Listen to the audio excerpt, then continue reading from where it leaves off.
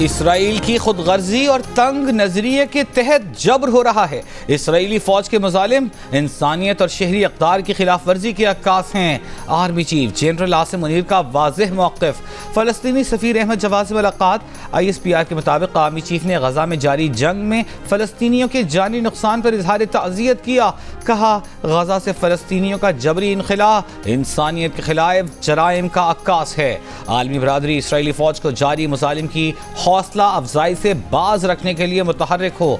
1967 से पहले की सरहदी बुनियाद पर कायम फ़लस्तीनी रियासत की हिमायत करते हैं।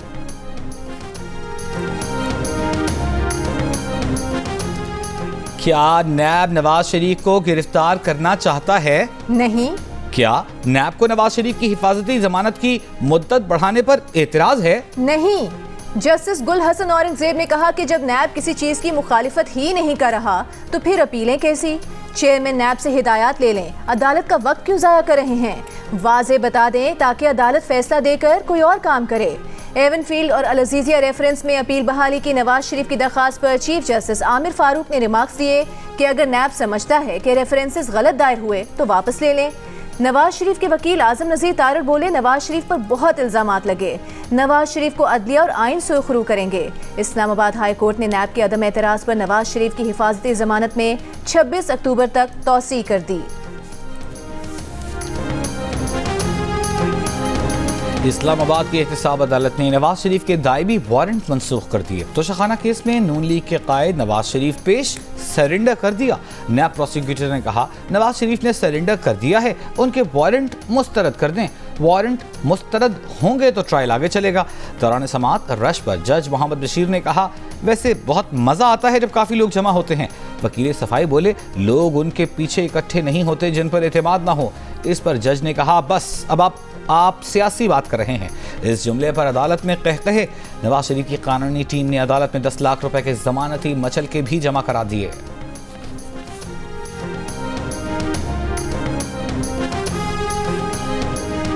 एक एप्लीकेशन आई और उस एप्लीकेशन में उन्होंने सज़ा का कहा। ये बुज़दार साहब की हुकूमत में उन्होंने उनकी बगैर सुने रिजेक्ट कर दी थी। हम लोगों ने सिर्फ ये किया है कि उनको रेफ़र कर दिया है कोर्ट पे, और अब कोर्ट ने डिसाइड करना है कि उनकी वो ज़मानत एक्चुअल में रहेगी कि नहीं रहेगी। अभी आपने फरमाया कि जो दरखास्त है वो कोर्ट को रेफ़र कर दी है नवाज शरीफ की सज़ा मौतली के हवाले से, तो क्या ये सहूलत अगर चेयरमैन PTI के हवाले से कोई ऐसी दरखास्त आती है तो क्या वो भी? हमारे पास बहुत सारी दरखास्तें और आ रही हैं और आपको उस पर भी फैसले मिलेंगे। पंजाब की निगरान काबीना ने नवाज शरीफ की अल अजीजिया रेफरेंस में सजा मुअत्तल कर दी। मंजूरी सर्कुलेशन के जरिए ली गई। निगरान वज़ीर आला पंजाब मोहसिन नकवी ने कहा, नवाज शरीफ की सजा से मुतालिक उस्मान बुज़दार हुकूमत में एक दरखास्त आई थी जिसे बगैर सुने मुस्तरद कर दिया गया था। हमने मामला अदालत को भेज दिया है। अब अदालत को फैसला करना है कि नवाज शरीफ की जमानत रहेगी या नहीं। वज़ीर इत्तलात आमिर मीर ने कहा कि क्रिमिनल प्रोसीजरल कोड के सेक्शन 401 के तहत हुकूमत किसी की भी सजा मुअत्तल करने का इख्तियार रखती है।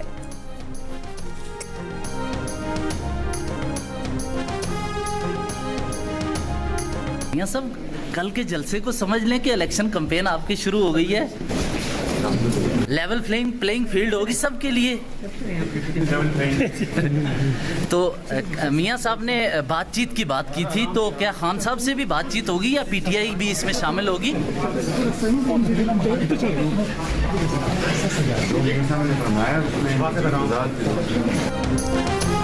क्या ये समझ लें कि जलसे से इंतखाबी मुहिम की शुरुआत हो गई है? शहबाज शरीफ से सवाल। शहबाज शरीफ ने कहा, जी अल्हम्दुलिल्लाह शुरू हो गई है। सबके लिए लेवल प्लेइंग फील्ड से मुताल्लिक सवाल पर इस्लामाबाद हाई कोर्ट में फर्श की तरफ इशारा करते हुए कहा कि ये लेवल प्लेइंग फील्ड ही है ना। सवाल हुआ, मियाँ साहब ने मुफाहमत की बात की, क्या PTI से भी बात होगी? शहबाज शरीफ ने जवाब दिया, मियाँ साहब ने जो फरमाया उस पर वजाहत की ज़रूरत नहीं रहती।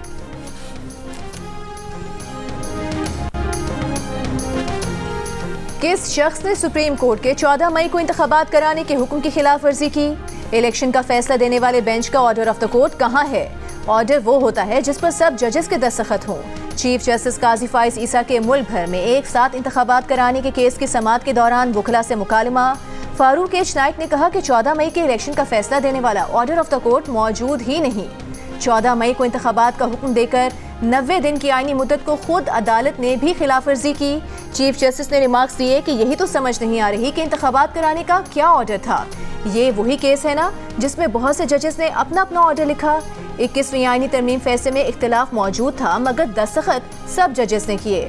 सुप्रीम कोर्ट सियासी मुफाहमत का इदारा नहीं है। केस की समाअत के दौरान चीफ जस्टिस ने निगरान हुकूमत पर भी सवालात उठा दिए।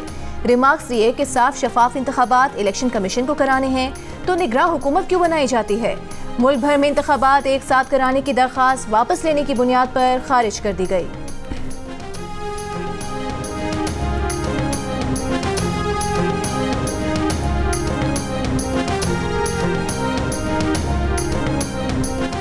तौहीनी इलेक्शन कमीशन केस में इलेक्शन कमीशन ने कहा कि चेयरमैन पीटीआई तहरीरी मुआफी जमा करवाएं। वकील ने जोर दिया कि अब वो इलेक्शन कमीशन को कुछ नहीं करेंगे, कहेंगे केस ड्रॉप कर दें, सिर्फ तनकीद ही तो की है। इस पर मेंबर इलेक्शन कमीशन ने कहा इख्तिलाफ राय हक है, गाली देना हक नहीं। इलेक्शन कमीशन का चेयरमैन पीटीआई को पेश न करने पर भी इज़हार बरहमी। मेंबर इलेक्शन कमीशन ने कहा एक कैदी को सिक्योरिटी नहीं दे सकते तो आइंदा इलेक्शन में क्या करेंगे। आइंदा समाअत पर वजारत सेक्रेटरी वजारत दाखिला को आइंदा तलब करें। वो कैसे कह रहा है इलेक्शन कमीशन केस सुनने के लिए अडयाला जेल जाए। इलेक्शन कमीशन ने सेक्रेटरी वजारत दाखिला को तलबी की नोटिस जारी करते हुए समाअत 13 नवंबर तक मुलतवी कर दी।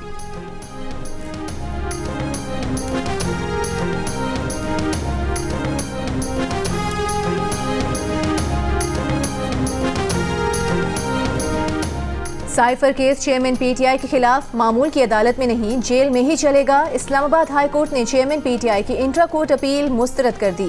जस्टिस मियां गुल हसन औरंगजेब ने रिमार्क्स दिए हो सकता है एतराज़ात खत्म होने पर जब फाइल मार्किंग के लिए चीफ जस्टिस के पास जाए तो नया बेंच बना दिया जाए।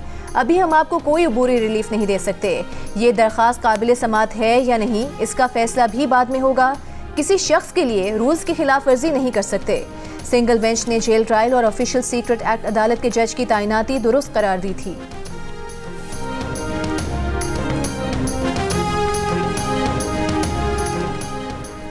शरीफ बरादरान को कोई नहीं सुनेगा, उनकी दुकान बंद हो चुकी। मुल्क वापस आने वाले नेल्सन मंडेला अपने भाई से मुल्क में महंगाई का हिसाब लें। पीटीआई के सदर परवेज इलाही की इंसदाद दहशतगर्दी अदालत इस्लामाबाद में पेशी के मौके पर गुफ्तगू। कहा उन्होंने जो कुछ किया उसका इलेक्शन में पता चल जाएगा। सुप्रीम कोर्ट का इंतखाबात केस से मुतालिक बेंच बनना मुल्क के लिए बेहतर है, इससे इंतखाबात की तारीख आ जाएगी। शरीफों की इंतखाबात में धांधली करना भूल होगी, कोई इंतखाबात में धांधली करने का सोच भी नहीं सकता। चेयरमैन पीटीआई की सियासी शोहरत में इजाफा हुआ है।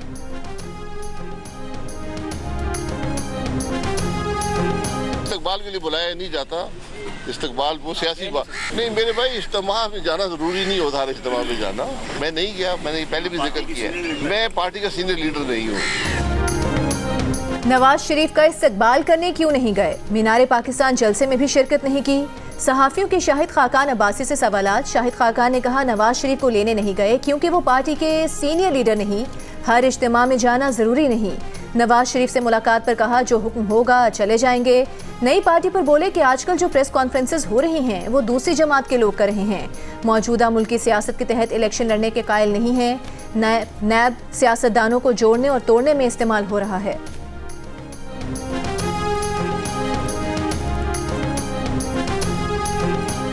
पीपल्स पार्टी को लेवल प्लेइंग फील्ड का इतराज नहीं करना चाहिए क्योंकि पीपल्स पार्टी को लेवल प्लेइंग फील्ड कभी मिली ही नहीं। पीपल्स पार्टी के यूसुफ रजा गिलानी का शिकवा। कहा आइंदा हुकूमत का इंतखाबात में अवाम फैसला करेंगे। खुर्शीद शाह ने कहा अपील करेंगे नवाज शरीफ मुल्क बचाओ, किसी के हाथ में ना आओ। नवाज शरीफ को ऐलान करना चाहिए कि मैं आ गया हूं, अब इलेक्शन होंगे।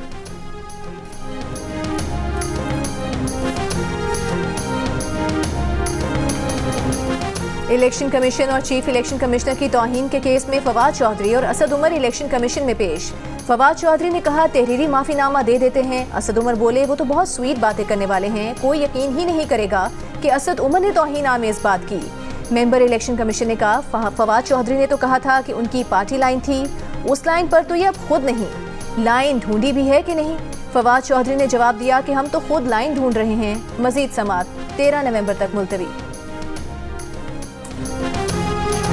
पाकिस्तान की गौरी वेपन सिस्टम की कामयाब लॉन्चिंग का मकसद आर्मी स्ट्रेटेजिक फोर्सेस कमांड की ऑपरेशनल और तकनीकी तैयारी को जांचना था। सदर, वजीर आज़म और अस्करी क़यादत ने मिसाइल लॉन्च की कामयाबी पर ट्रूप्स, साइंसदानों और इंजीनियर्स को मुबारकबाद दी। हमास की कैद से रिहाई पाने वाली खातून हमास के अच्छे बर्ताव की गर्विदा हो गईं। कैद से निकलते हुए हमास के कारकुन से मुसाफिहा किया, सलामती की दुआ दी। इस्राएली सहाफ़ी ने वापसी पर सवाल किया कि हाथ क्यों मिलाया, दुश्मन की सलामती की दुआ क्यों की, तो खातून ने जवाब दिया, कैद के दौरान हमास ने तमाम ज़रूरियात को पूरा किया। डॉक्टर सेहत का मुआयना भी करता रहा। वहाँ हर एक यरगमाली की निगरानी के लिए एक गार्ड मौजूद था। हमास के अरकान का रवैया हमारे साथ बहुत दोस्ताना रहा। इसराइल की गजा पर अंधाधुंध बमबारी, शिमाल में अशाती और जुनूब में खान यूनुस पनाहगज़ीन कैंप्स को निशाना बनाया। खान यूनुस और रफ़ाह पर हमले में बच्चों समेत 56 फ़लस्तीनी शहीद। 24 घंटों में 182 बच्चों समेत मज़ीद 704 अफराद को शहीद किया गया। अब तक शहीद फ़लस्तीनियों की तादाद 5800 तक चली गई। गुज़िश्ता शब बमबारी से तबाह इमारतों के मलबे से ज़ख्मियों के निकाले जाने का सिलसिला जारी। आलात और मशीनरी ना होने के बायस कंक्रीट के मलबे में दबे अफराद को निकालना मुश्किल हो गया।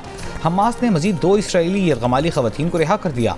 24 घंटों में अक़वाम मुत्तहिदा के मज़ीद 6 कारकुन मारे गए। आलमी इदारे के मुताबिक 7 अक्टूबर से अब तक हलाक होने वाले अमले की तादाद 35 हो गई। गजा के अवाम के लिए हालात इंतहाई सफाक रुख इख्तियार कर गए। मनाज़िर देखने वालों के दिल चीरने लगे।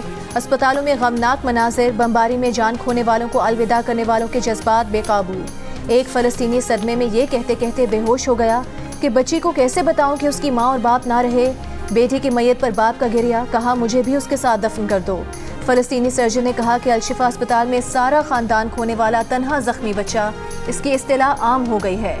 सुबह शाम उठते जनाजे बच्चों के लिए मौत का खेल बन गई।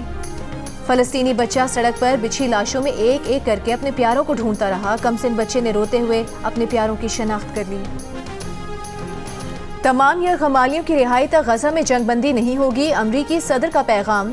अमरीकी महकमे खारिजा ने कहा कि जंगबंदी का फ़ायदा हमास को होगा। हमास के रहनुमा इस्माइल हनिया की इस्लामी और अरब ममालिक से मुदाखलत की अपील। कहा मज़ीद कितने बच्चे और औरतें मरने का इंतज़ार करेंगे। फ्रांस का इसराइल का साथ देने का ऐलान। मकबूजा बैतुल मक़दस में इसराइली सदर से मुलाकात। फ्रांसीसी सदर आज फ़लस्तीनी सदर महमूद अब्बास से मुलाकात करेंगे। कतर के अमीर ने कहा कि इसराइल को गैर मशरूत कत्ल के लिए ग्रीन सिग्नल नहीं दिया जाना चाहिए। इसराइल हमास के दरमियान लड़ाई में इजाफे से दुनिया को खतरा है। चीन के वज़ीर ख़ारिजा का इसराइली हम मनसब से फ़ोन पर राबता। फ़लस्तीनी हम मनसब को भी फ़ोन। जंग बंदी, तशद्दुद के खात्मे और क़याम अमन पर जोर। लबनान इसराइल बॉर्डर से जियो न्यूज़ की खुसूसी कवरेज जारी है। अभी जो इतलात आ रही हैं इस्लामी जिहाद का जो आम विंग है उनकी तरफ से कि उन्होंने इजरायली ड्रोन को मार गिराया है। आज 2 बड़े धमाकों की आवाज़ें ज़रूर सुनी गई हैं। इसके अलावा आज इस इलाके पर हेलीकॉप्टर्स की गैर मामूली परवाजें हुई हैं। खान यूनुस में कुछ मखसूस मकानात के ऊपर इजराइल ने हमला किया है और वहाँ पर लोगों के शहीद होने की भी इत्तला है। इस्लामी जिहाद के आम विंग का इसराइली ड्रोन मार गिराने का दावा। जीनिस की लेबनान इसराइल सरहद से जंग की कवरेज जारी। जीनिस के नुमाइंदे तारिक अबुल हसन और अली इमरान सैयद लम्हा बलम्हा सूरत हाल से जियो न्यूज़ के नाजरीन को बाखबर रख रहे हैं।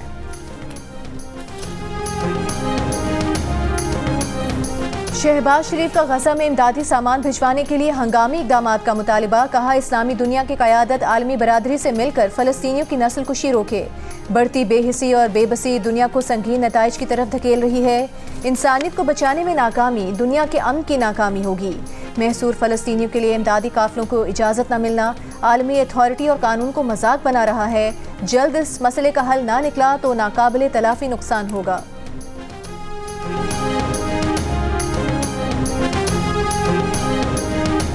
गजा के मामले पर आलम इस्लाम में कब्रस्तान की सी खामोशी है। अमीर जमात इस्लामी सिराज अल हक की दुहाई। प्रेस कॉन्फ्रेंस में कहा गजा की सूरत हाल पर खामोश रहना इसराइल का साथ देना है। हुक्मरानों ने अभी तक गजा का साथ देने का ऐलान नहीं किया। इसराइल का यकतरफा साथ देने का ऐलान अमरीका की खुल्लम खुल्ला दहशतगर्दी है। निगरान वज़ीर आज़म अनवारुल हक काकर ने कहा है कि इंसदाद पोलियो एक कौमी कॉज है जिसके लिए हम सब मुत्तहिद हैं। पाकिस्तान अपने तरक्याती शराकतदारों से मिलकर इंसदाद पोलियो माँ बच्चे की सेहत पर काम कर रहा है। इंसदादे पोलियो के आलमी दिन की तकरीब से खिताब में कहा कि कई पोलियो वर्कर्स और सिक्योरिटी एहलकारों ने फ़र्ज़ की अंजामदही में जान का नजराना पेश किया। पोलियो वैक्सीन पिलाने के लिए हर बच्चे तक पहुंचना है। आज पाकिस्तान समेत दुनिया भर में पोलियो से आगाही का दिन मनाया जा रहा है।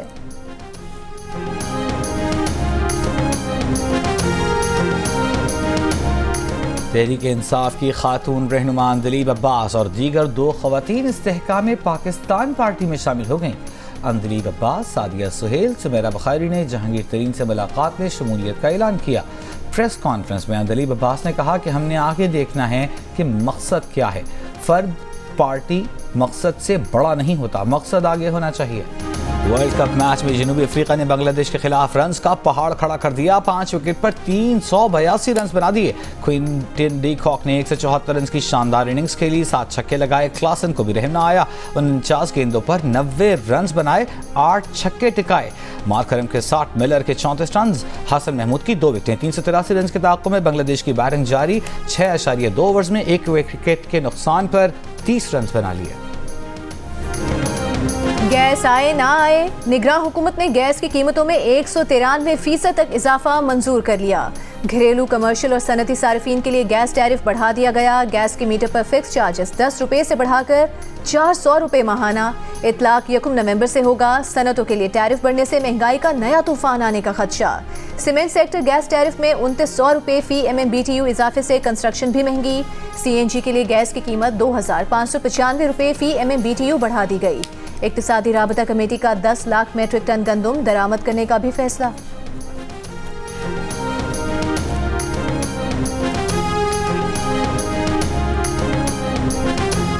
यूटिलिटी स्टोर्स पर दस्तयाबी के साथ ही 1 किलो चीनी पर 8 रुपए बढ़ा दिए गए। 1 किलो चीनी 155 रुपए की हो गई। सब्सिडी वाली सस्ती चीनी पर भी फी किलो 8 रुपए का इजाफा।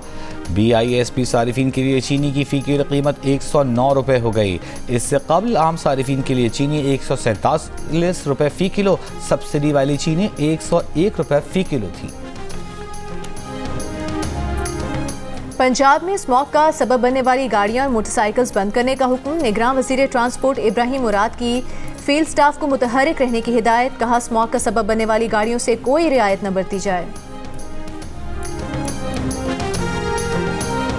निगरान वज़ीर आला सिंध का सिविल अस्पताल सक्खर का दौरा। डॉक्टर्स की गैर हाजिरी, नाक़िस इंतजामात पर MS मुअत्तल। सिविल अस्पताल सक्खर का बोर्ड भी मुअत्तल। निगरान वज़ीर आला ने डबल सेक्शन हाई स्कूल का भी दौरा किया। बच्चों की हाजिरी यकीनी बनाने की हिदायत जारी।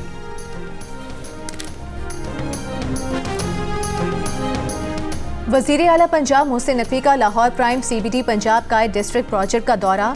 वॉल्टन रोड की तामीर होने वाली सड़क का मुआयना। प्रोजेक्ट पर काम की रफ्तार का जायजा लिया। वज़ीर आला की वॉल्टन ओवरहेड ब्रिज प्रोजेक्ट को फास्ट ट्रैक पर मुकम्मल करने की हिदायत। कहा, मंसूबा लाहौर की तरक्की को नई समत देगा। सेंटर पॉइंट को वॉल्टन रोड से मुंसलिक करने से फासला 3 मिनट में तय होगा। ये पूरा प्रोजेक्ट मुकम्मल होने से अरबों रुपए की सरमायाकारी आएगी।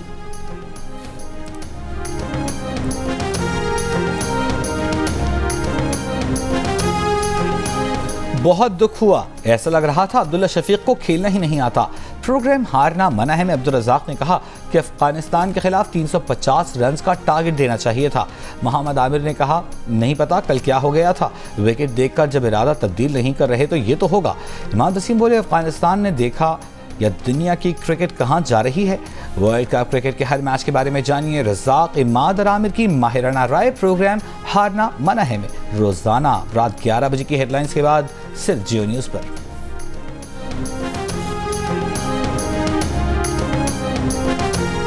और दिल का रिश्ता ऐप ने तलाक के बढ़ते रुझान का हल निकाल लिया। गलत मालूमात का रास्ता रोकने और बाकायदा तस्दीक के तरीक़ाकार से फ्रॉड का इम्कान खत्म हो गया।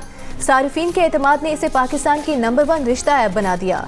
लॉन्च के पहले ही साल में 16 लाख से ज़ायद प्रोफाइल्स और 9 लाख मैचेस बन चुके हैं। 172 ममालिक से 40,000 मर्दो ख़वातीन के प्रोफाइल का भी इजाफा हो चुका।